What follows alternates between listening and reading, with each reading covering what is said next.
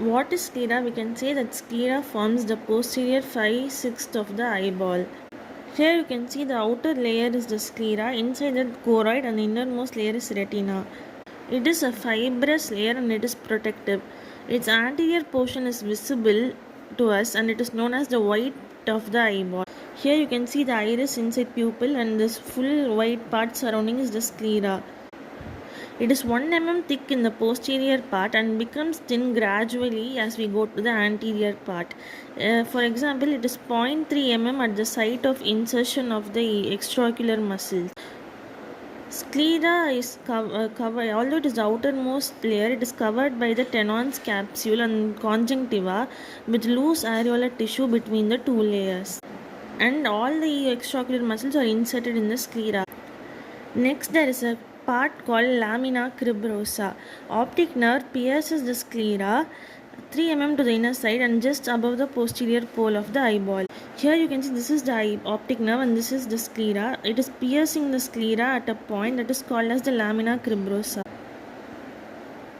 Here also you can see at this side the sclera is becoming a thin sieve-like membrane also known as the lamina cribrosa in the form of the optic nerve.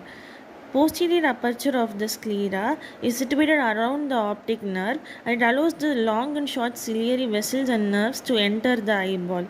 Middle aperture in the sclera is situated 4 mm behind the equator of the eyeball and allows exit to the varicose veins. Varicose veins are the vein that drain blood from choroid.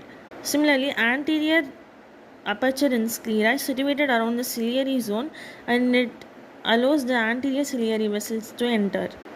Now, what is the episcleral tissue? It is a loose connective tissue and elastic tissue that covers the sclera. It is thin and behind the insertion of the extraocular muscle and thick and vascular in front of the insertion of extraocular muscle. There is a capillary network in the anterior zone of the sclera that is called as circumciliary congestion, which is commonly seen in the diseases of the cornea and uvea. Here you can see the conjunctival congestion is more towards the fornix, while circumciliary congestion is around the iris.